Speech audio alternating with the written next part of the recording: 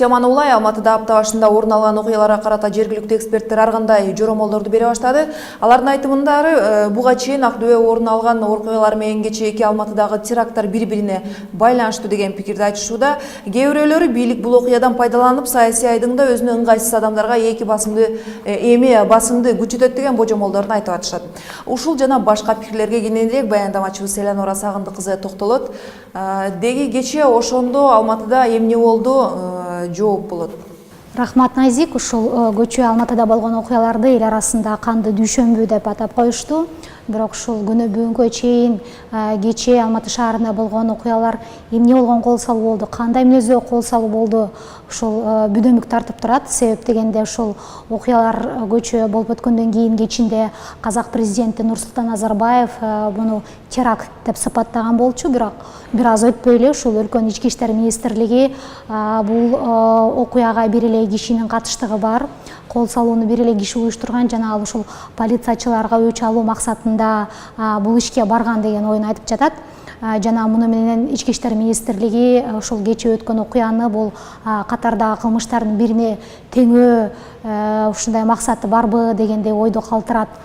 Бирок эсиңиздерде болсо, кечээ ушул атышуулар жаңы гана пайда боло баштаганда бул радикал исламчылар колунан болуп жаткан окуя деп сыпатталган эле.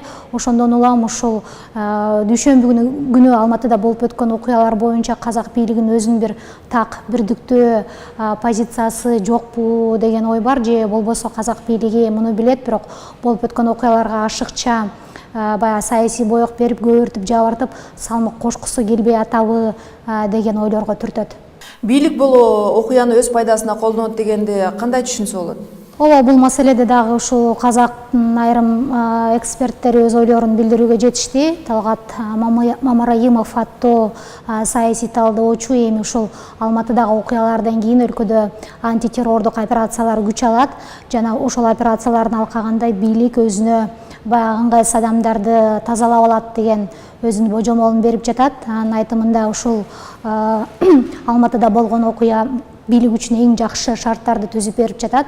Мыйзам чегинде ушул бийликке каршы чыгып жаткан жарандык активисттерди дейликпи, аларды басканга жана ушул келечекке, жакынкы келечекке болжолдонуп калган митингдерге бөгөт салууга эл арасында коркунуч түндүрүүнүн себебиге бул абдан жакшы шарт деген оюн айтып жатат.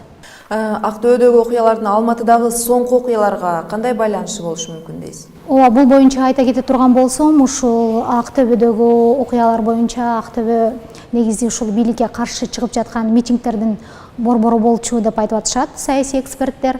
Андыктан алар ушул Актөбөдө болгон теракт бекеринен болгон жок деген божомолун беришүүдө. Ошондой эле ушул Алматыдагы окуяларга дагы айрым саясий талдоочулар, эксперттер балким бийликтин өзүнүн катыштыгы барбы деген ойду дагы кармануушуда. Албетте алардын бул тууралуу күчтүү далили жок. Ал эми өз кезегинде бийлик болсо бул айыптоолорду абсурдтук, акылга сыйбас деп айтып жатат. Эсиңиздерде болсо, ушул буга чейин 5-июнда Актөбөдө дагы кол салуу катталган. Анда баш аягы 7 адам каза болгон болчу. Куралчан белгисиз адамдар ушул курал саткан 2 дүкөнгө кол салып, андан кийин аскерий бөлүккө барып, ушул 7 адамды өлтүргөн болчу.